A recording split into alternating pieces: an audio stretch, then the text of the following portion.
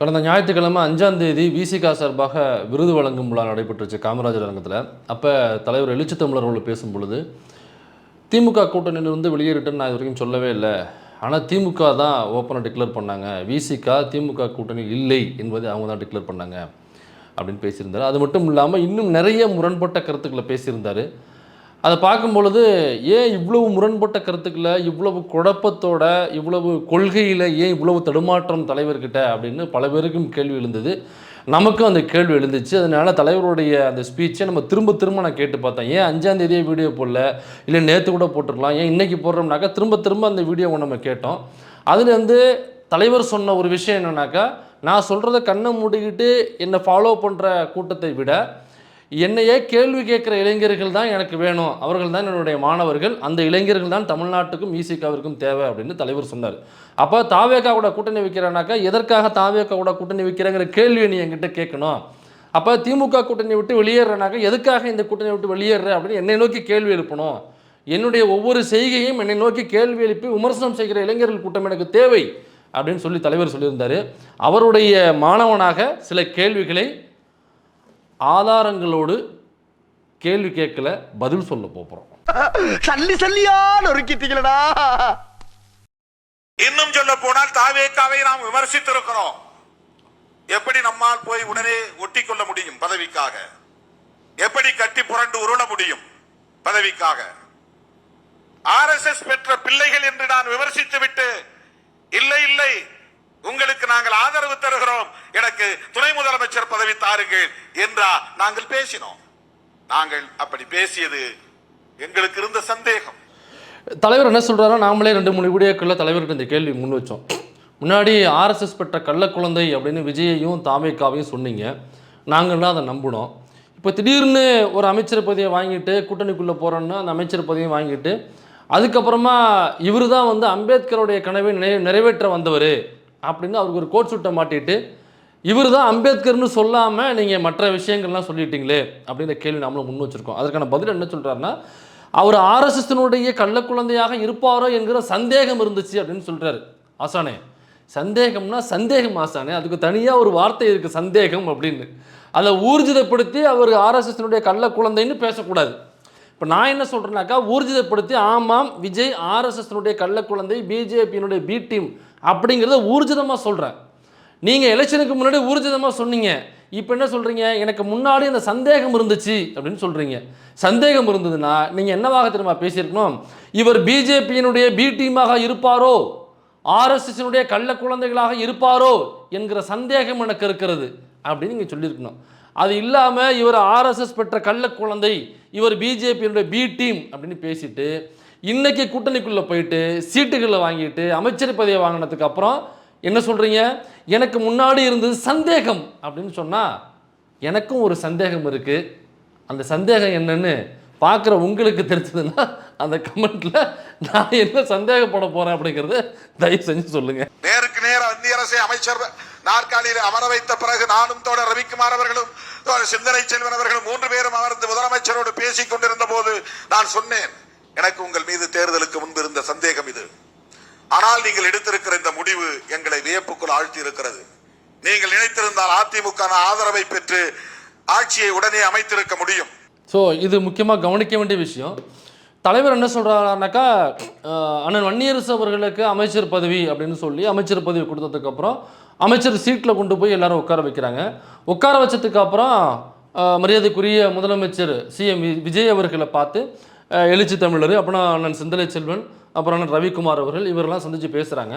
பேசும்போது தலைவர் வந்து, எனக்கு முன்னாடி நீங்கள் RSSனுடைய கள்ள குழந்தையாக இருப்பீங்களோ, பிஜேபியினுடைய பி டீமாக இருப்பீங்களோ அப்படின்னு சந்தேகம் இருந்துச்சு. ஆனால் நீங்கள் ஜெயித்த உடனேயே உங்களுக்கு ஆதரவு தேவை அப்படின்னு உடனே நீங்கள் அதிமுக கிட்ட போகலை, அதனால் எனக்கு அந்த சந்தேகம் இப்போ நீங்கிருச்சு. நீங்கள் எங்ககிட்ட தானே வந்திருக்கீங்க, நீங்கள் நேரடியாக அதிமுக கிட்ட போய் நீங்கள் ஆதரவை கேட்டிருந்தீங்கன்னா என்னுடைய சந்தேகம் ஊர்ஜிதமாக இருக்கும். ஆனால் என்னுடைய சந்தேகத்தை நீங்கள் தூளாக்குன இடம் எதுனாக்கா, நீங்கள் அதிமுக கிட்ட ஆதரவு கோராமல் இருந்தீங்கல்ல. ஏன்னாக்கா அதிமுக கிட்ட பிஜேபி இருக்குது, கூட்டணியில். அதனால் நீங்கள் அதிமுக கிட்ட போல, எனக்கு அதிமுகவே ஒரு பிஜேபியுடைய ப்ராக்சி தான். அப்போ பிஜேபி கிட்டையும் போல, பிஜேபி கூட்டணியில் இருக்கிற அதிமுக கிட்டையும் நீங்கள் ஆதரவுக்கு கேட்கல. அப்படிங்கிற பொழுதே நீங்கள் ஒரு மதசார்பற்ற முற்போக்கு கூட்டணியை விரும்புகிறீர்கள் அப்படிங்கிற இடத்துக்கு நீங்கள் ஞானஸ்தானம் பெற்றுவிட்டீர்கள் அப்படின்னு எலெக்ஷனுக்கு முன்னாடி பிஜேபியின் கள்ளக்குழந்தையாக இருந்த சிஎம் விஜய் அவர்களை ஒரு ஞானஸ்தான குழியில் போட்டு, இவர் இனிமே பிஜேபியின் பி டீம் கிடையாது, இவர் தான் ஒரிஜினல் மதசார்பற்ற முற்போக்கு கூட்டணியோட ஒரு அங்கம் அப்படின்னு தலைவர் சொல்லியிருக்கிறாப்புல. அப்போ ஒருவேளை இந்த தாவேகா இந்த கூட்டணிக்கு முன்னாடியே அதிமுக கூட்டணிக்கான ப்ரப்போசல் வச்சிருந்தா அப்போ தலைவர் வந்து எலெக்ஷனுக்கு முன்னாடி சொன்னது ஊர்ஜிதமாகுது இல்லையா? அப்படி தானே நம்ம அதில் முதல்ல கிளியர் ஆகிக்கணும். சரி, இப்போ நான் உங்களுக்கு ஒரு குறும்படம் போட்டு காமிக்கலான் இருக்கேன். அந்த குறும்படம் இதோ. நெக் டு நெக் கடைசி வரைக்கும் அதில் பேச்சுவார்த்தை நடந்துட்டு இருக்குது. அது நல்லபடியாக நான் நடக்கும்னு நினைக்கிறேன். எது பேச்சுவார்த்தை எது சம்பந்தமா பேச்சுவார்த்தை போயிட்டு இருக்கு? தாவேகாவுக்கு ஆதரவு தெரிவிக்கிற மாதிரியான எதுவும் பேச்சுவார்த்தை நடக்குதா? ஆமாம், தாவேகாவுக்கும் நம்ம எடப்பாடி அண்ணனும் பேச்சுவார்த்தை நடந்துட்டு இருக்குது. நல்லபடியாக பேச்சுவார்த்தை முடியும்னு நினைக்கிறேன். அண்ணன் எடப்பாடி அண்ணன் தான் ஆட்சி அமையும். என்ன ஸோ இப்போ நீங்கள் பார்த்துருப்பீங்க லீமா ரோஸ் அவர்கள் சொன்ன ஸ்டேட்மெண்ட்டு. உள்ள தாவேகாவும் அண்ணன் எடப்பாடியார் அவர்களும் கூட்டணிக்கான பேச்சுவார்த்தைகள் போயிட்டுருக்கு, நல்லபடியாகவே அந்த பேச்சுவார்த்தைகள் முடியும் அப்படிங்கிறத சொல்கிறாங்க. இந்த பேச்சுவார்த்தை நடந்த நாள் வந்து 5 மே 2026 ரிசல்ட் வந்த மறுநாள். அந்த ஸ்க்ரீன்ஷாட்டை நான் உங்களுக்கு போகிறேன். அந்த வீடியோ ரிலீஸ் ஆன ஸ்க்ரீன்ஷாட்டில் அந்த டேட் இருக்கும் பாருங்கள். ஸோ 5 மே 2026 அன்னைக்கு பேச்சுவார்த்தை ரிசல்ட் அன்னைக்கு மறுநாளே ஏடிஎம்கே கிட்டே போய் பேச்சுவார்த்தைக்கு போயிட்டாங்க. ஸோ ரிசல்ட் முடிஞ்ச மறுநாள் அவங்க விசிகா கிட்டேயோ கம்யூனிஸ்ட் கட்சிக்கிட்டேயோ ஐஎம்எல் கிட்டேயோ காங்கிரஸ் கிட்டேயோ வரல. முதலாக அவங்க பேச்சுவார்த்தைக்கு போனது அதிமுக. அப்போ தாவேகாவும் அதிமுகவும் கூட்டணி வச்சுக்கிட்டு சிஎம்மாக விஜய் வரலாம் அப்படிங்கிற திட்டத்தில் போனாங்க. எடப்பாடியார் அவர்கள் நான் சிஎம்மாக இருக்கேன் தம்பி, போயிட்டு வாங்க தம்பின்னு அனுப்பிச்சுட்டாப்புல. ஒருவேளை எடப்பாடியார் சிஎம்மாக இருப்பதற்கு தாவேகா ஒத்துக்கிட்டுச்சுனாக்கா 2 கூட்டணி அமைஞ்சிருக்கும். அப்போ 2 கூட்டணி அமையாததுக்கு காரணம் என்னன்னாக்கா எடப்பாடியார் சிஎம் ஆகணுங்கிற கோரிக்கையை வச்சாப்புல. ஆனால் கூட்டணிக்கான பேச்சுவார்த்தை நடத்தியது தாவேகா நேரடியாக எடப்பாடியார் கிட்ட போய் பேச்சுவார்த்தை நடத்தினாங்க. அப்போ பேச்சுவார்த்தை நீங்கள் ஏடிஎம்கே கிட்ட போகலை, நீங்கள் நேரடியாக எங்ககிட்ட வந்தீங்க, அதனால் உங்களுக்கு வந்து பிஜேபியின் கள்ளக்குழந்தை அப்படிங்கிறதுலேருந்து நான் உங்களுக்கு வந்து ஞானஸ்தானம் கொடுத்து உங்களை இன்றிலிருந்து மதச்சார்பற்ற முற்போக்கு பார்வையாளராக மாற்றுறேன் அப்படின்னு ஒரு ஞானஸ்தானத்தை கொடுத்தாப்புலையே நம்ம தலைவா ஆசானே வாத்தியாரே. ரிசல்ட்டுக்கு மறுநாளே போயிட்டு கூட்டணிக்கு பேச்சுவார்த்தை நடத்தினாங்க ஆசனாரே. இப்போ என்ன பண்ண போகிறீங்க? இப்போ ஞானஸ்தான குழியில் வாபஸ் வாங்கிடுவீங்களா? வாபஸ் வாங்கிட்டு ஐயோ நான் தெரியாமல் சொல்லிட்டாத, இவங்க ரிசல்ட் வந்த மறுநாளே அதிமுக கிட்ட கூட்டணிக்கு பேச்சுவார்த்தைகள் போனாங்க அப்படிங்கிறது தெரியாமல் நான் ஞானஸ்தானம் கொடுத்துட்டேன், அதனால அந்த ஞானஸ்தானத்தை நான் திரும்ப பெறுகிறேன், இனிமே அவர் வந்து பிஜேபியினுடைய பி டீமு ஆர்எஸ்னுடைய கள்ளக்குழந்தை தான் அப்படின்னு ஆசான் பேசுவாரா? வாத்தியார் கொடுத்த ஸ்டேட்மெண்ட்டை திரும்ப வாபஸ் வாங்குவாரா? தெரியல, பொறுத்திருந்து தான் பார்க்கணும். அல்லது அதிமுக கூட்டணியில் உள்ள பிற கட்சிகளின் ஆதரவும் உங்களால் பெற்றிருக்க முடியும். என்ன ஆசானே நீங்கள் கிங் மேக்கர்னு சொல்கிறீங்க, பயங்கரமான அரசியலை வந்து எந்த பக்கம் போகணும் அப்படிங்கிறது முடிவு பண்ணுற ஒரு இடத்துல நீங்கள் இருக்கீங்க அப்படிங்கிறத நாங்களாம் நம்பிக்கிட்டு இருக்கோம். தமிழ்நாட்டினுடைய மிகப்பெரிய ஒரு அரசியல் கருவி அப்படின்னு நம்ம நம்பிக்கிட்டு இருக்கோம். ஒரு சின்ன ஒரு கால்குலேஷன் இது கூட நீங்கள் இப்படி மிஸ் பண்ணலாமா? பாருங்கள், இப்போ நான்லாம் வந்து உங்ககிட்ட இதை போட்டு காமிக்க வேண்டிய இடத்துக்கு நான் தள்ளப்பட்டேன் பாருங்கள். எனக்கு நீங்கள் அதிமுக கிட்ட பேசியிருக்கலாம் அப்படின்னு சொல்கிறீங்க, அவங்க பேசிட்டாங்க, ஒத்துக்கலை. அடுத்து எந்த பாயிண்ட்டுக்கு நகர்றீங்க? அதிமுக கூட்டணி கட்சிகள்கிட்ட கூட நீங்கள் பேசியிருக்கலாம், ஆனால் நீங்கள் அவளோட பேசவில்லை அப்படின்னு சொல்கிறீங்க. இப்போ நான் உங்களுக்கு ஒரு சின்ன கால்குலேஷன் சொல்கிறேன். அதிமுக கூட்டணியில் இருந்த கட்சிகள் மொத்தம் பெற்ற தொகுதிகள் 6. 4 பாமக, 1 பிஜேபி, 1 அமமுக, மொத்தம் 6 சீட்டு மட்டும் தான் கூட்டணி கட்சிகள் அதிமுகவில் ஜெயிச்சிச்சு. ஃபஸ்ட்டு அதிமுக கிட்ட பேச்சுவார்த்தை நடத்தினாங்க, அவங்க ஒத்துக்கலை. அடுத்து அதிமுக கூட்டணிகள்கிட்ட பேச்சுவார்த்தை நடத்தினாங்க, வெறும் 6 சீட்டு மட்டும் தான் அவங்களுக்கு கிடைக்கும். ஒருவேளை எல்லாரையும் உள்ளெழுத்து போட்டாலும் கூட நான் சொல்கிறது. அப்போ 108 தான் அவங்க ஜெயிச்சிருக்காங்க. அதில் 1 வாபஸ் வாங்கணும், பாக்கி 107. 107 + 6 தூக்கி போட்டிங்கன்னாக்கா 113 தான் வரும். ஆட்சி அமைப்பதற்கு 118 வேணும். பிஜேபி உள்ளே வந்துருச்சுன்னா காங்கிரஸ் உள்ளே வர மாட்டாங்க. காங்கிரஸ் உள்ளே வந்தால் கூட 118 ஆகும், 5 சீட்டு. ஆனால் பிஜேபி ஏற்கனவே உள்ளே இருக்கிறதுனால காங்கிரஸ் உள்ளே வர மாட்டாங்க. அதனால் இந்த கூட்டணிகளில் பேச்சுவார்த்தை போய் இந்த கூட்டணி கட்சிகள் இழுத்து போட்டாலுமே தாவேகாவிற்கு பிரயோஜனம் இல்லை, அதில் எந்த பயனும் இல்லை. அப்படிங்கிறதுனால அடுத்ததாக நகர்றாங்கன்னாக்கா திமுக கூட்டணி கட்சிகள்கிட்ட பேச்சுவார்த்தை நடத்தி பார்க்கலாம். இப்போ அங்கே பேச்சுவார்த்தை நடத்தினோம்னாக்கா திமுக கூட்டணி கட்சிகள்கிட்ட 5 Indian national Congress, 2 VCK, 2 CPM, 2 CBI, 2 IUML. அப்போ இதெல்லாம் எடுத்து பொறுக்கி போட்டோம்னாக்கா 5 2 7 7 2 9 2 11 13 ஆக மொத்தம் 107 13 120 சீட்டு வந்துடும். 2 சீட்டு நம்ம எக்ஸ்ட்ரா வச்சிடலாம். அப்போ 120ஓட போயிடலாம். அப்படி இதில் ஏதாவது ஒருத்தர் 2 பேர் வரலனா கூட நம்ம 108 மேனேஜ் பண்ணலாம், எப்படியாவது அங்கங்கே ஒன்று பொறுக்கி போட்டுக்கலாம் அப்படிங்கிற அந்த எண்ணத்தில் தான் இந்த கூட்டணி கட்சிகள்கிட்ட அவங்க பேச்சுவார்த்தை நடத்தினது. இப்போ இதே கூட்டணி ஏடிஎம்கே கிட்ட இன்கேஸ் 2026 இருந்துச்சுன்னா, அல்லது பாமக வந்து ஒரு 10 சீட்டு ஜெயிச்சு, அமமுக வந்து ஒரு 3 சீட்டு ஜெயிச்சு, பிஜேபி வந்து ஒரு 4 சீட்டு ஜெயிச்சிருந்துனாக்கா உங்ககிட்ட வந்திருக்கவே மாட்டாங்க. அவங்க நேரடியாக இங்கே போயிருப்பாங்க. இங்கே போயிட்டு பாமகவையும் பிஜேபியும் அமமுகவையும் தூக்கி உள்ளே போட்டு சோழியம் முடிச்சிருப்பாங்க. அப்போ இந்த கூட்டணி கட்சிகள்கிட்ட இந்த வெறும் 6 சீட்டு தான் இருக்குது, நமக்கு பிரயோஜனம் இல்லை ஒத்துக்கிட்டாலுமே அப்படிங்கிற காரணத்தினால தான் நேரடியாக அங்கே வந்தது. அப்போ அங்கே வரும்பொழுது ஏற்கனவே நேஷனல் காங்கிரஸை ஃபஸ்ட்டு உள்ளே எடுத்து போட்டாங்க. அப்போ காங்கிரஸ் உள்ளே போனவனையே அடுத்ததாக கம்யூனிஸ்ட் கட்சி உள்ளே போகுது, சிபிஐ சிபிஎம், அதுக்கப்புறமா நீங்கள் போகிறீங்க, அப்புறம் ஐஎம்எல் லேட்டாக வருது. இப்போ உள்ளே போனவனையே அவங்களுக்கு 108ங்கிறது 120ஆக மாறுது நம்பர். இவ்வளோ தான் ஆசை. கூட்டணி கட்சிகள்கிட்ட போயிருக்கலாமே அப்படின்னாக்கா போயும் பிரயோஜனம் இல்லை. போய் என்ன, அதனால தான் அங்கே போகாமல் உங்கள்கிட்ட வந்திருக்காங்க. அதர்வைஸ் இவங்க வந்து ஒரு மதசார்பற்ற முற்போக்கு கூட்டணி, இவங்க வந்து ஒரு பயங்கரமான முற்போக்காளர்கள், இவங்க வந்து பெரியார் அம்பேத்கர் மார்க்ஸ் பேசுவாங்க, கொள்கை ரீதியில் இயங்கக்கூடியவங்க, அதனால் இவங்ககிட்ட கூட்டணிக்கு வரும். அந்த எந்த விஷயமும் காரணம் கிடையாது ஆசானே. அப்படி ஒருவேளை பெரியார் அம்பேத்கர் மார்க்ஸுக்காக தான் அவங்க வர்றாங்க அப்படின்னாக்கா அவங்க எத்தனை இது வரைக்கும் அவங்க பாசறை நடத்திருக்காங்க? அவங்களுடைய கட்சிக்குள்ளே உள்ள இளைஞர்களுக்கு, தொண்டர்களுக்கு இதுவரை நடத்தப்பட்ட பாசறை கூட்டங்கள் எத்தனை? இப்போ அந்த கட்சியில் உள்ள அமைச்சர்கள் பேசும் பொழுது, எம்எல்ஏக்கள் மேடையில் பேசும் பொழுது எத்தனை முறை பெரியாரையும் அம்பேத்கரையும் மார்க்ஸையும் கோட் பண்ணி பேசியிருக்காங்க? யாராரு அம்பேத்கரையும் பெரியாரையும் மார்க்ஸையும் கோட் பண்ணி பேசியிருக்காங்க? எத்தனை தடவை இவங்களை கோட் பண்ணி எழுதியிருக்காங்க? உங்களால் காமிக்க முடியுமா? அப்போ அந்த கணக்கில் கோளாறு இருந்ததுனால தான் உங்ககிட்ட வராமல் அங்கே போயிருக்காங்க ஆசானர். ரொம்ப சிம்பிள் கால்குலேஷன். இதை எப்படி நீங்கள் மிஸ் பண்ணீங்க?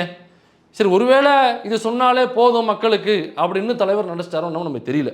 ஆனால் மதசார்பற்ற சக்திகளாக களத்தில் மக்களால் அடையாளம் காணப்பட்டிருக்கிற எங்களை போன்றவர்களை நீங்கள் அழைத்து ஆதரவு கேட்டிருப்பது ஒரு துணிச்சலான முடிவு.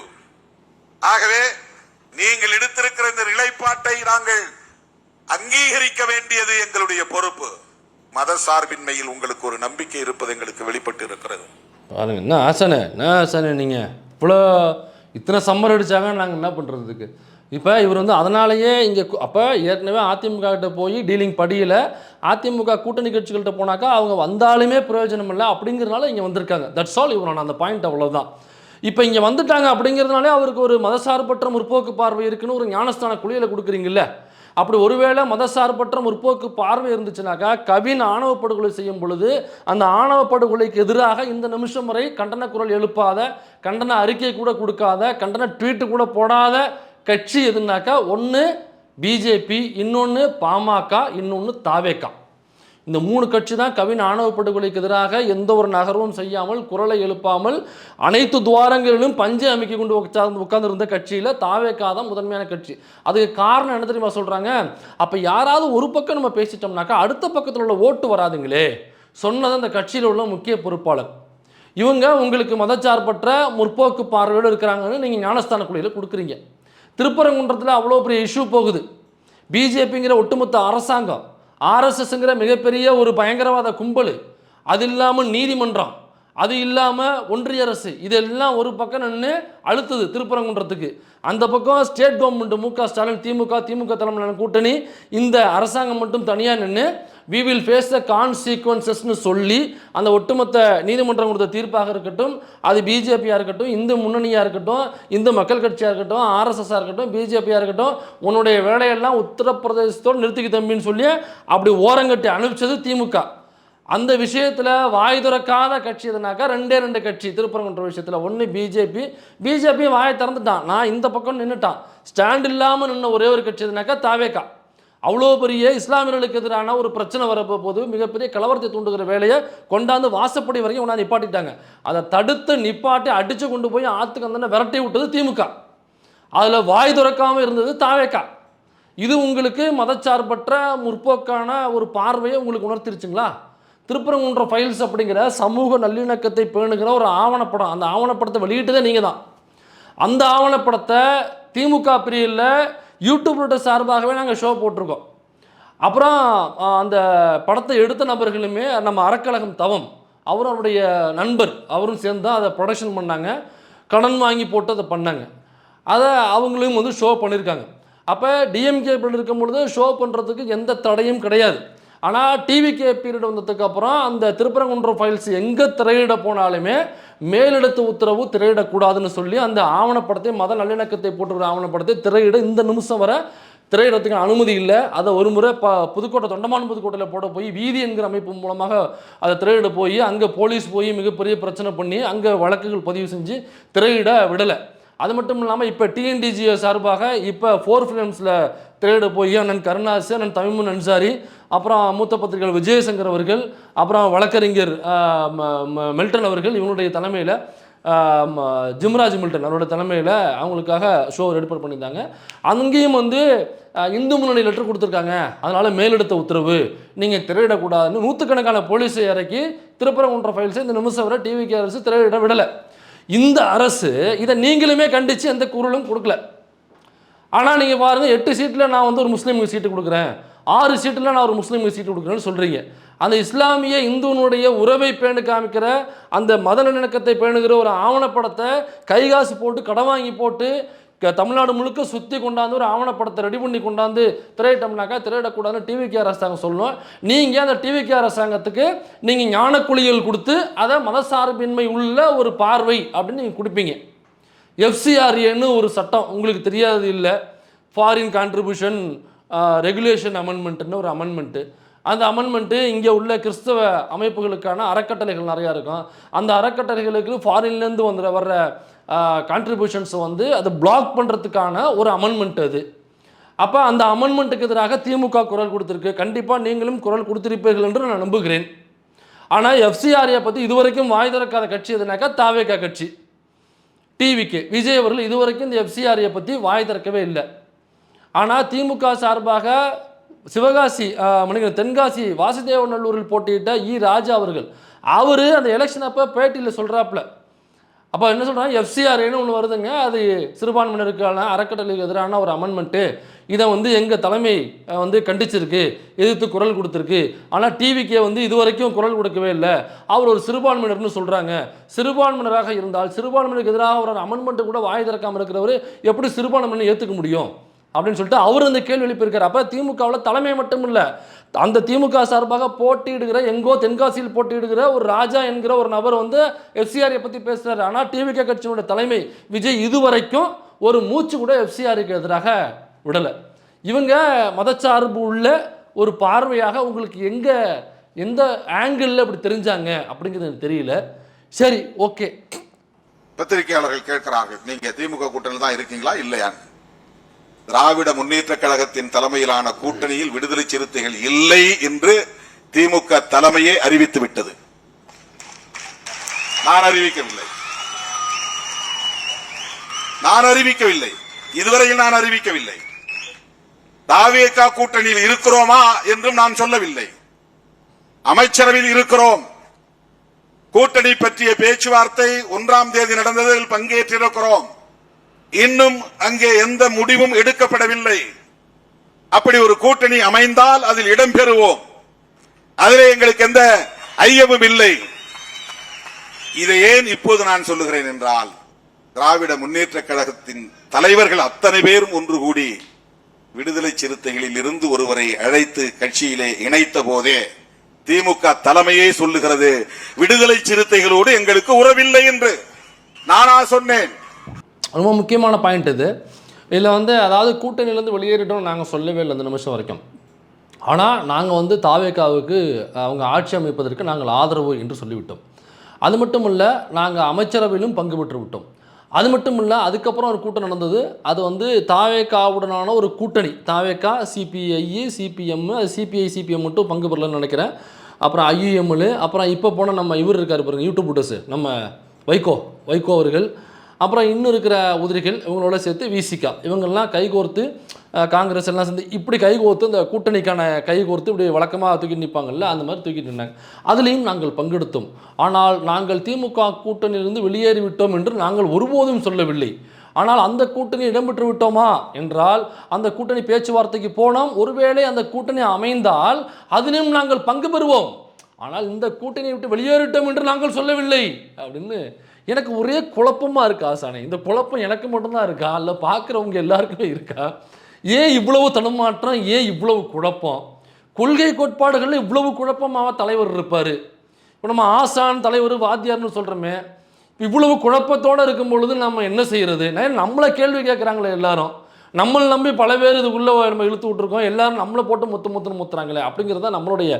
சரி, இப்போ தலைவர் என்ன சொல்கிறாருனாக்கா, நீங்கள் பனையூர் பாபு அவர்களை ஏன் திமுகவில் சேர்த்தீங்க? திமுகவில் சேர்த்ததன் மூலமாக திமுக வந்து ஒரு ஸ்டேட்மெண்ட்டை பப்ளிக்காக சொல்கிறாங்க, அதாவது விசிகாவிற்கும் எங்களுக்கும் தொடர்பு இல்லை, அதனால தான் விசிகாவில் உள்ள நபரில் வந்து ஒரு பனையூர் பாபு என்கிற நபரை வந்து நான் கட்சியில் சேர்த்துருக்கோம் அப்படிங்கிறதுனால திமுக ஓப்பனாக சொல்லிருச்சு அப்படின்னு சொல்கிறாங்க. சரி, அப்போ பனையூர் பாபு என்கிற ஒரு நபரை வந்து சேர்த்துட்டாங்க திமுகவில் அப்படிங்கிறதுனாலயே நீங்கள் திமுக கூட்டணியிலேருந்து திமுக சொல்லிடுச்சு, டிக்ளேர் பண்ணிடுச்சு, அதனால் நாங்கள் திமுக கூட்டணியில் இல்லை அப்படிங்கிறத இது தலைவர் சொல்லியிருக்காரு. ரைட், அப்படி எடுத்துக்கலாம்.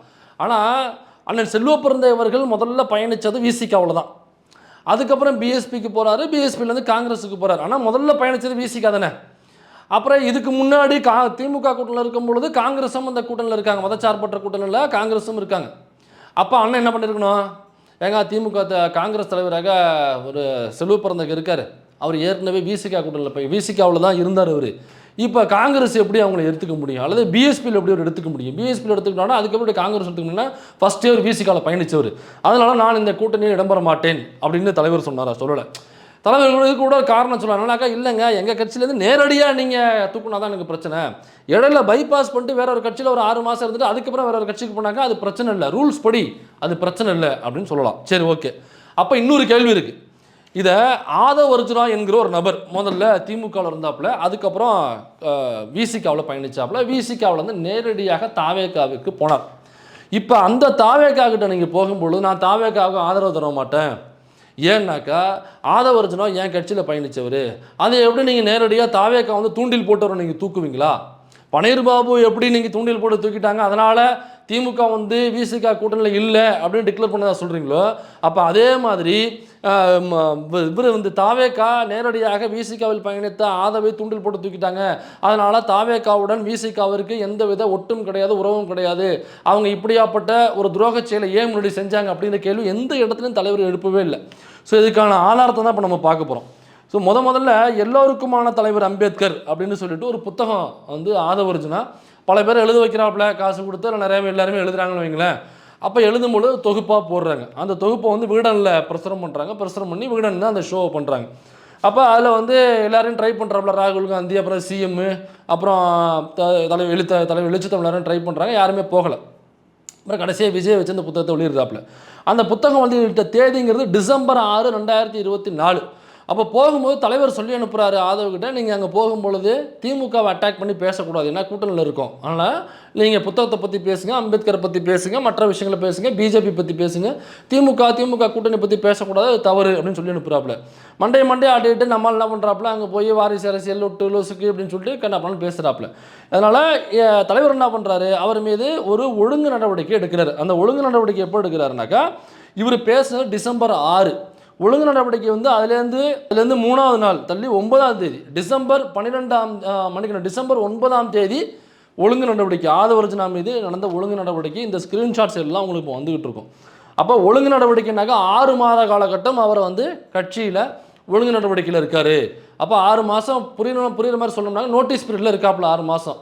அந்த 6 மாதத்திற்குள்ளே அவர் வந்து விளக்கத்தை கொடுக்கலாம். அதுக்கு ஒரு டீம் போட்டிருப்பாங்க, அந்த டீம்கிட்ட போய்ட்டு நான் ஏன் இப்படி பேசினாங்க, இந்த மாதிரி தெரியாமல் பேசிட்டேன், இனிமேல் பேச மாட்டேன், நான் வந்து கொஞ்சம் கவனச்சிதறலாக பேசிட்டேன், அல்லது கொஞ்சம் அதிக பிரசித்தனமாக பேசிட்டேன், அல்லது கொஞ்சம் பணக்கொழுப்பில் பேசிட்டேன், அல்லது இந்த கூட்டணியை உடைக்கணும் அப்படிங்கிற அஜெண்டாவில் வந்து அது நடக்கலை, அதனால் கடைசி ஆயுதமாக நான் எரிஞ்சிட்டேன், அப்படி இல்லைனாக்கா இல்லைங்க எனக்கு வந்து இந்த பர்சனை விட வேற ஒரு பர்சன் நான் பார்த்துட்டேன் அப்படின்னு என்ன காரணமோ ஆக்சுவல் ரீசன் என்னவோ, அல்லது இல்லைங்க நான் பிஜேபிகிட்டையும் ஆர்எஸ்எஸ்டையும் பேசிட்டேங்க, நான் வந்து அவங்க தான் விஜய் இறக்கி விட்ருக்காங்களாம், என்னை வந்து அங்கே போக சொல்லிட்டாங்க, நான் ஆரம்பத்துலேயே ட்ரை பண்ணிட்டு இருக்காங்க, முடியல, அதெல்லாம் நேரடியாக என்ன ரீசன் ஆக்சுவல் ரீசன் என்னன்னா அதை அந்த டீம்கிட்ட வந்து சொல்லணும், ரிட்டனாக எழுதி கொடுக்கணும். அது கன்வின்சிங்காக இருக்கும் பட்சத்தில் ஓகேப்பா தெரியாமல் பண்ணிட்டாப்லையா, அல்லது தெரிஞ்சே தான் பண்ணாப்லையா, அல்லது இல்லைங்க ஆர்எஸ்எஸ் பிஜேபி தான் சொல்லி பண்ணாப்லையா, இன்கேஸ் என்ன கன்வின்சிங் பண்ணுறது, கன்வின்சிங்னாக்கா கட்சி வந்து திரும்ப உள்ளுக்குள்ளே சேர்த்துக்கும், எப்போயுமே கண்டினியூ பண்ணலாம் அப்படின்னு சொல்லிட்டு. இப்போ ஆனால் சங்கத்தமிழன் அவர்கள் கூட நம்ம ஆளூர் ஷானவாசனன் நிறைய பேரை வந்து பொது வழியில் பேசும்பொழுது அப்புறம் தலைவர்கிட்ட கூட சவால் விட்டுலாம் பேசுனதுக்காக ஒழுங்கு நடவடிக்கை எடுத்தாங்க. திரும்ப சங்கத்தமிழன் வந்து அவர் தரப்பு நியாயத்தை சொல்லியிருக்காங்க, அந்த நியாயத்தை அவங்க பெற்றுக்கிட்டு திரும்ப அந்த கட்சியில் இப்போ எல்லாம் தொடர்ந்துட்டு இருக்காங்க. ஒருவேளை மேல் நடவடிக்கை இருக்கா இல்லைங்கிறது நமக்கு தெரியல. ஆனால் ஆதவர்ஜுனா அப்படி இல்லை. ஒழுங்கு நடவடிக்கைன்னு சொல்லிட்டு 6 மாதம் நோட்டீஸ் பீரியடில் இருந்தார்ல, அந்த நோட்டீஸ் பீரியட்லேயே என்ன பண்ணிட்டாங்கனாக்கா தாவேக்காக்கு போயிட்டாப்புல. அப்போ கட்சிக்குள்ளே தான் இருக்காப்புல. 6 மாதம் முடியும் வரை அந்த 6 மாதம் முடிவில் கன்வின்சிங் பாயிண்ட் இல்லை அப்படின்னாக்கா அவரை கட்சியை விட்டு விலக்குறோம்னு கொடுப்பாங்க. அதுக்கப்புறம் தான் அவர் கட்சியில் இல்லைன்னு டிக்ளேர் ஆகும். ஆனால் இவர் என்ன பண்ணாப்புல, நோட்டீஸ் பீரியடில் இருக்கும் பொழுது இவர் வந்து கட்சிக்கு போகிறாப்புல. ரிசைன் லெட்டர் எப்போ நம்ம கொடுக்குறாப்புல, 15/12/2024, அதாவது 9ஆம் தேதி ஒழுங்கு நடவடிக்கை கொடுக்குறாங்க. அதுலேருந்து 6வது நாள் 15ஆம் தேதி இவர் வந்து ரிசைன் லெட்டர் இவரே கொடுத்துட்றாப்புல. அப்போ ரிசைன் லெட்டர் கொடுத்துட்டு 15/12/2024 கட்சியை விட்டு வெளில வந்துடுறாப்புல. இவர் ஏன் கட்சியை விட்டு வெளில வந்தாப்புல முதல்ல? ஏன்னா இவருடைய குறிக்கோள் என்னன்னாக்கா ஒரு தலித்தையும் முதலமைச்சராக்கும் அப்படிங்கிறது என்னோட குறிக்கோள். அதுக்காக தான் நான் அரசியலுக்கே வந்தேன்னு சொன்னாப்புல. இப்போ ஆக்கிட்டாப்லையா? ஆக்கலை. ஏன் ஆக்கலை? ஆனால் அப்படி ஆக்குவதற்கான சாத்தியக்கூறுகள் இருந்துச்சுல்ல. ஆனால் திரும்ப அவர்களை பை எலெக்ஷனில் நிற்க வச்சு ஈஸியாக அவரை சிஎம் ஆக்கியிருக்கலாமே. ஈஸியாக அவரை சிஎம் ஆக்கிட்டு விஜய் துணை முதலமைச்சர் ஆக்கிற நின்றுக்கலாமே. எனக்கு அவர் சொல்லும் பொழுது ஒரு தலித்தை முதலமைச்சர் ஆக்க வேண்டும் என்பது என்னுடைய ஆசை, அதற்காக தான் நான் அரசியலுக்கு வந்தேன்னு சொல்லும் பொழுது என்னுடைய விஜய் என்னை வந்து என்னை அப்ரிஷியேட் பண்ணார் அப்படின்னு சொன்னாப்புல. அப்போ 2 பேருக்குமே அதுதான் குறிக்கோள்னாக்கா நீங்கள் இப்போ கூட நான் திரும்ப அவர்களை சிஎம் ஆக்கலாமே. அப்படி இல்லைனாக்கா நான் வன்னியரசு அவர்களை சிஎம் ஆக்கலாமே. அப்போ 2 பேரில் யாரோ ஒருத்தர் நீங்கள் சிஎம் ஆக்கலாமே. ஏன் ஆக்கலை? அப்போ முன்னாடி ஏன் அப்படி பேசுனீங்க? அப்போ தலித் மக்களை ஏமாற்றுவதற்காக நீங்கள் இப்படி பேசுனீங்களா? இவ்வளோ கேள்விகள் இதுக்குள்ளே இருக்குது. நம்ம இன்னொரு நாள் பார்த்துப்போம். அதனால் 15ஆம் தேதி ரிசைன் லெட்டர் கொடுக்குறாப்புல. ஏன் ரிசைன் லெட்டர் கொடுத்தீங்க? 6 மாதம் வெயிட் பண்ணுங்க. ஆனால் சங்கத்தமிழன் வெயிட் பண்ணி போகலையா? இல்லை, எனக்கு இந்த கட்சி தான், நான் இதில் தான் ட்ராவல் பண்ண போகிறேன்னு முடிவெடுத்தானே அவர் போகிறாரு. அப்போ நீங்களும் அதே மாதிரி நான் ஒடுக்கப்பட்ட மக்களுக்காக பேசணும் அப்படின்னாக்கா நடவடிக்கைனாக்கா இருந்துட்டு போங்க.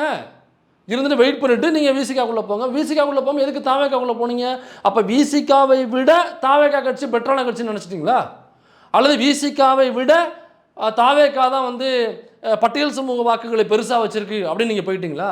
அல்லது விசிகாவை விட தாவேக்கா தான் பட்டியல் சமூக மக்களுக்கு ஆதரவாக பேசக்கூடிய கட்சின்னு போனீங்களா? அப்போ விசிகாவை விட தாவேக்கா தான் பட்டியல் சமூகத்துக்காகவே பிறந்த கட்சி அப்படிங்கிறதுக்காக போயிட்டீங்களா? புரியல, எதுக்காக போனீங்க? சரி, போயிட்டாப்புல. 15ஆம் தேதி ரிசல்ட் கொடுக்குறாப்புல. 15ஆம் தேதி கொடுத்துட்டு 31ஆம் தேதி 31/1/2025 அதாவது ஆதவ் வந்து டிவிகேல அஃபீஷியலாக ஜாயின் பண்ண டேட்டு 31/1/2025.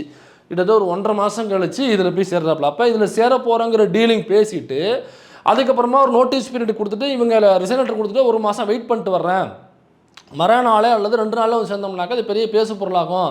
அப்போ ஏற்கனவே திட்டமிட்டு தான் நான் வந்து சேர்றாங்கிறது எல்லாருக்கும் தெரிஞ்சு போகும் அப்படிங்கிறதுனால 1.5 மாதம் ரெஸ்ட்டு விட்டு இவர் வந்து 31/1/2025 அன்னைக்கு ஆதவர்ஜுன் வந்து டிவிக்கில் போய் சேர்றாப்புல. இதை யாருமே கொஸ்டின் பண்ணல. எப்படி டிவிக்கு எங்கள் கட்சியில் நீங்கள் ஆளை தூக்குவீங்க? நாங்கள் நோட்டீஸ் பீரியட் கொடுத்துருக்கோம், அவ்வளோதான். அதுக்குள்ளே எதுக்கு உடனடியாக 6வது நாளே நீங்கள் எதுக்கு ரிசைன் லெட்டர் கொடுத்தீங்க? கொடுத்துட்டு அடுத்த 1.5 மாதம் கழிச்சு உடனடியாக டிவிக்கில் போய் சேர்றீங்கனாக்கா அப்போ உங்களோட இன்டென்ஷன் வேறு. அப்போ பட்டியல் சமூக மக்களுக்காக உழைக்கணும், அவங்களுக்கான விடுதலைக்காக போராடணும் அப்படிங்கிறது உங்களோட நோக்கம் அல்ல. அல்லது ஒடுக்கப்பட்ட மக்களுக்காக போராடணும், விசிகாவோட நிற்கணும், தலைவருடைய கரத்தை வந்து வலுப்படுத்தணும் அப்படிங்கிற ஒரு நோக்கம் அல்ல. அப்போ நீங்கள் பதவி சுகம் அனுபவிக்கணும், நீங்கள் அமைச்சராகணும், நீங்கள் எம்எல்ஏ ஆகணும், நீங்கள் முதலமைச்சருக்கு அடுத்த பதவியில் இருக்கணும், அல்லது நீங்கள் முதலமைச்சர் ஆகணுங்கிற ஆசையில் அந்த அதிகார வெறியில் நீங்கள் உள்ளே வந்திருக்கீங்க.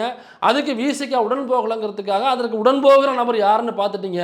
இதை விட பெரிய பெருசாக பார்த்தோன்னே அங்கே தாவிட்டீங்க அப்படிங்கிறத அது வெளிப்படுது. அப்போ இதை என்னைக்காவது பேசியிருக்காங்களா யாராவது? அல்லது தலைவர் இதை குறித்து இப்படி பேசி அவர் மோசமான ஆள், அவர் பின்னாடி நம்ம போகக்கூடாது, ஏற்கனவே நம்ம அனுபவிச்சிருக்கோம், அதனால் இவர் பின்னாடி நம்ம போகவே கூடாது அப்படின்னு சொல்லி இவர்கிட்ட வேணா கூட்டணிக்காக வேணா வச்சுக்கலாம், மற்றபடி அவர்கிட்ட எதுவும் டச் வச்சுக்காதீங்க அப்படிங்கிற அளவுக்காவது பேசிருக்கணுமா இல்லையா?